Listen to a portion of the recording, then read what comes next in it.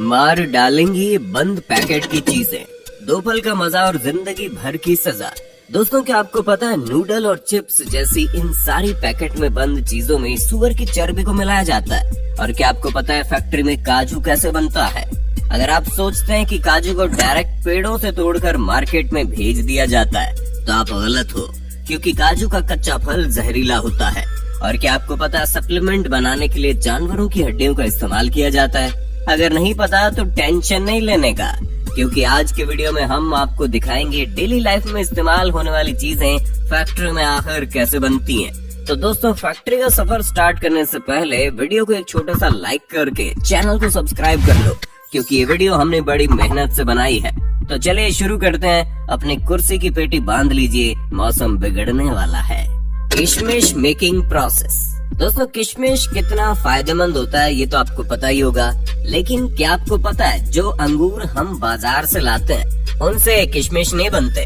अगर आप उन अंगूर से किशमिश बनाने की कोशिश करोगे तो अंगूर ऐसे ही खराब हो जाएंगे। दोस्तों भारत में अर्कावती और सुल्ताना इन्हीं 2 अंगूर की किस्मों से किशमिश बनाई जाती है।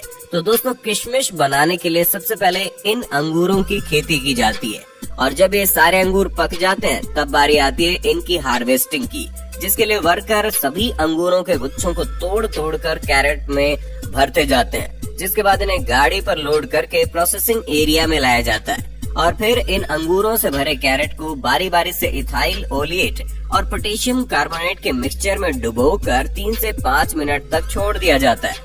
ऐसा करने से अंगूरों के सारे बैक्टीरिया और फंगस नष्ट हो जाते हैं, और इन केमिकल की वजह से अंगूरों की सूखने की प्रोसेस भी काफी तेज हो जाती है और ये सड़ते भी नहीं है।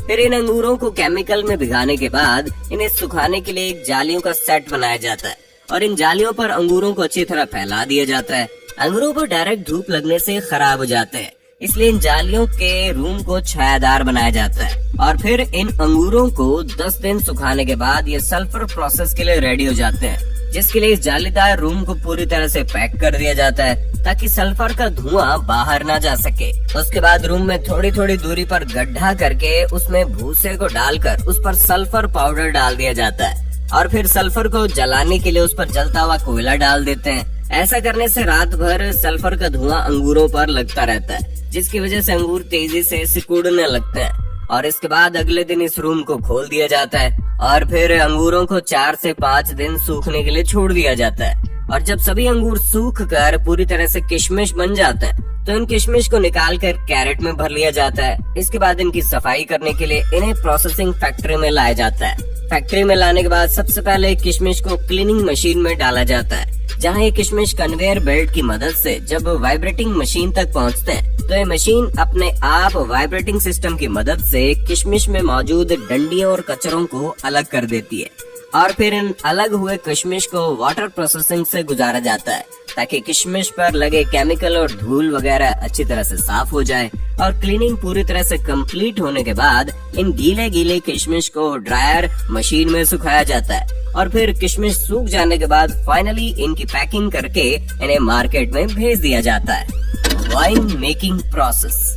दोस्तों अब जब बात चली रही है अंगूरों की तो लगे हाथ ये भी देख लेते हैं कि इन्हीं अंगूरों से फैक्ट्री में वाइन आखिर बनती कैसे है। दोस्तों ग्रेप वाइन के शौकीन लोग दुनिया के कोने कोने में मिल ही जाएंगे, लेकिन क्या आपको पता है जिस एक गिलास वाइन को पीने में आपको कुछ मिनट भी नहीं लगते, असल में उसे बनाने के लिए कितनी मेहनत की जाती है।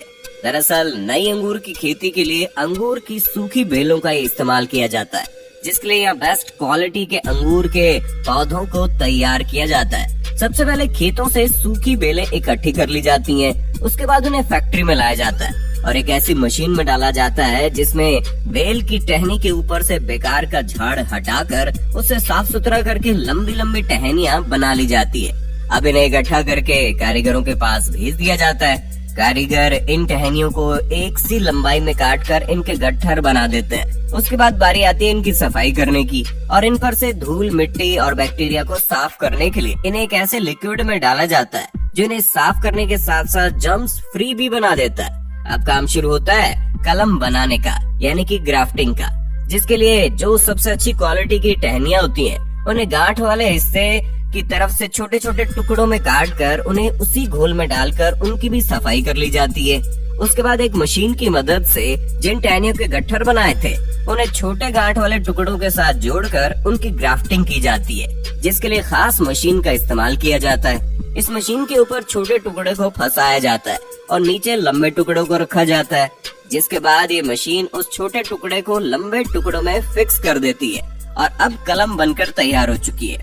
अब इनमें नमी को बनाए रखने के लिए इन्हें सबसे पहले मोम के घोल में डाला जाता है। उसके बाद इन्हें इकट्ठा करके एक बॉक्स में डालकर ऊपर से लकड़ी का बुरादा डाल दिया जाता है। उसके बाद इनकी तराई की जाती है और महज 15 से 20 दिनों बाद जब इनमें अंकुर फूट जाते हैं और इनकी जड़ें निकल जाती है तो इन्हें उस बॉक्स में से निकाल कर खेतों में रोपाई के लिए भेज दिया जाता है, जहाँ पर इनकी बेहतरीन देखभाल की जाती है और एक उम्दा किस्म की वाइन के लिए अंगूरों की फसल तैयार की जाती है। जब ये फसल पूरी तरह से तैयार हो जाती है तो प्रोसेस शुरू होता है वाइन बनाने का। इसके लिए सबसे पहले पके हुए काले अंगूरों को बेलों से तोड़कर इकट्ठा किया जाता है, फिर उन्हें फैक्ट्री में लाकर अच्छे से पानी से धोकर क्रशिंग मशीन में डाल दिया जाता है, जहाँ से शुरू होता है वाइन बनना। क्रशिंग मशीन में जो मिश्रण तैयार होता है उसमें अंगूर के छिलके और रस दोनों ही मिला हुआ होता है। अब जरूरत है इसमें यीस्ट और न्यूट्रिएंट्स मिलाने की। यीस्ट और न्यूट्रिएंट्स मिलाकर इसे 2-3 दिन के लिए फर्मेंटेशन के लिए छोड़ दिया जाता है। अब इस प्रोसेस के बाद बारी आती है वाइन में अल्कोहल मिलाने की। नॉर्मली वाइन में 15 से 20% अल्कोहल फर्मेंटेशन किया जाता है। उसके बाद बचे हुए अंगूरों को एक प्रेशर मशीन में डालकर 2 टन प्रेशर के साथ प्रेस किया जाता है। उसके बाद वाइन को छानकर एजिंग के प्रोसेस के लिए भेज देते हैं। वाइन एजिंग का प्रोसेस सालों में पूरा होता है, जिसके लिए तैयार वाइन को लकड़ी के बाइनरों में सालों तक स्टोर करते हैं। उसके बाद फाइनली वाइन रेडी हो जाती है और उन्हें पैकिंग करके मार्केट में भेजा जाता है। काजू मेकिंग प्रोसेस।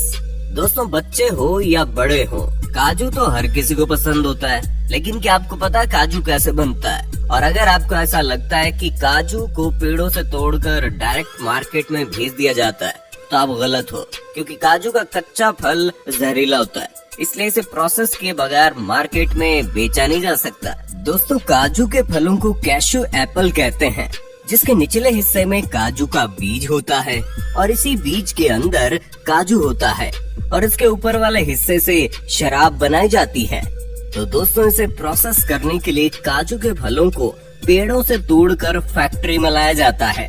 फैक्ट्री में सबसे पहले काजू के फलों से काजू के बीजों को अलग किया जाता है और फिर इन बीजों को 3 से 4 दिन तक धूप में सुखाया जाता है। उसके बाद इन सूखे हुए काजू के बीजों को हाई टेम्परेचर स्टीम के जरिए बॉईल किया जाता है। ऐसा करना जरूरी होता है क्योंकि इसके अंदर जहरीला केमिकल होता है जो कि बहुत ही खतरनाक है।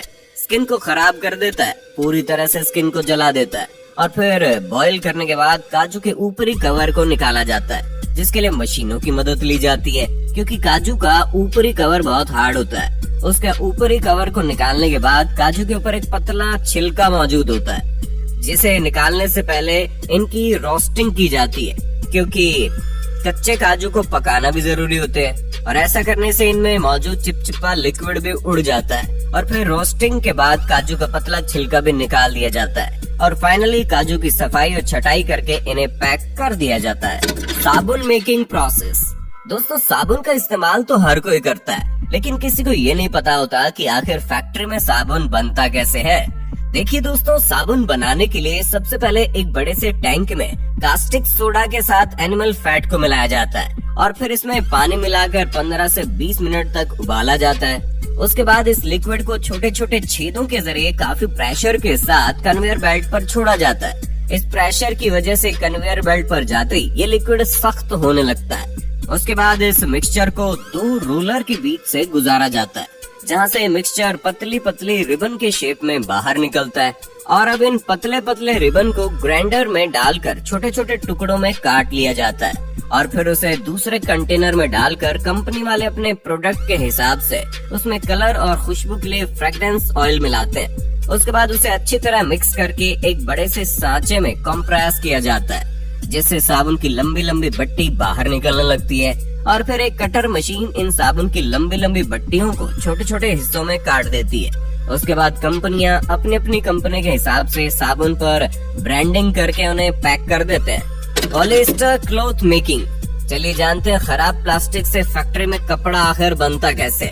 देखिए दोस्तों, खराब प्लास्टिक से कपड़ा बनाने के लिए सबसे पहले दुनिया भर से बहुत सारा खराब प्लास्टिक का मटेरियल फैक्ट्री में मंगवाया जाता है। उसके बाद इन सारे खराब प्लास्टिक के मटेरियल को कन्वेयर बेल्ट पर डालकर बहुत ज्यादा खराब प्लास्टिक को अलग कर दिया जाता है और फिर इन खराब प्लास्टिक के मटेरियल को एक क्रशर मशीन में डालकर क्रश किया जाता है। इसके बाद इस बारीक प्लास्टिक को गरम गरम पानी में डालकर उबाला जाता है और जब ये प्लास्टिक बिल्कुल साफ हो जाती है तो एक छलनी की मदद से इन ऑफ प्लास्टिक को छानकर बाहर निकाल लिया जाता है, जिसके बाद इन प्लास्टिक को एक रोटेटिंग मशीन में डालकर ड्राई कर लिया जाता है और फिर इस ड्राई प्लास्टिक के पाउडर को इस मशीन में डाला जाता है, जहाँ प्लास्टिक का पाउडर हाई टेम्परेचर से गुजरते हुए प्लास्टिक के लंबे लंबे थ्रेड की शेप में बाहर निकलता है। इसके बाद इसे हीट करके फाइबर बना लिया जाता है। ये फाइबर रुई के शेप में होता है, जिसके बाद इसे रुई से धागा बनाया जाता है और धागे से कपड़े कैसे बनते हैं ये तो आपको पता ही होगा।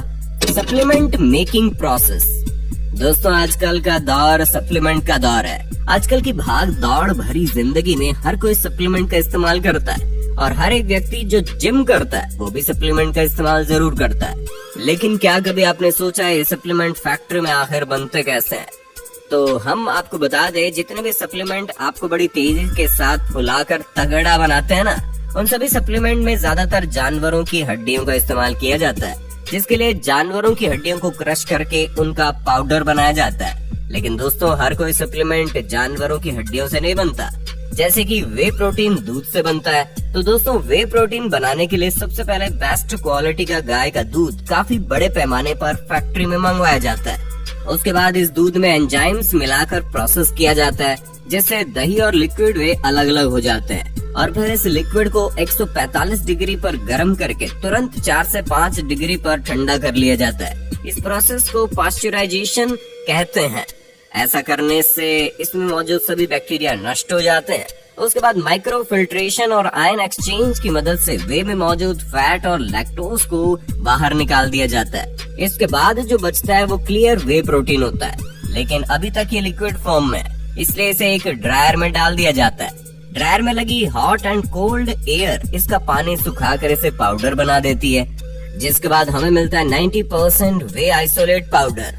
अब बारी आती है इनकी टेस्टिंग की और टेस्टिंग में पास होने के बाद इनमें फ्लेवर ऐड किया जाता है। इसके बाद इन पाउडर को डिब्बों में भर के ढक्कन लगा दिया जाता है और फिर अलग अलग कंपनियां अपने अपनी कंपनी के हिसाब से लेबल और डिटेल्स लगाकर इन डिब्बों को पैकिंग करके मार्केट में भेज देती है। Chips noodles making. दोस्तों, नूडल्स, मैगी, लेज, चिप्स जैसी कई सारी चीजों को बनाने के लिए सुअर की चर्बी का इस्तेमाल किया जाता है। अगर आप इन पैकेट में बंद चीजों को देखेंगे तो इस पर आपको MSG लिखा मिलेगा, जिसका मतलब होता है मोनोसोडियम ग्लूटामेट। दोस्तों, ये MSG सुअर की चर्बी से बनता है। जब ये बात तेजी से फैलने लगी तो कई सारे देशों ने MSG को बैन कर दिया, लेकिन उसके बाद ये चालाक कंपनियां MSG की जगह E631 नाम का इस्तेमाल करने लगी।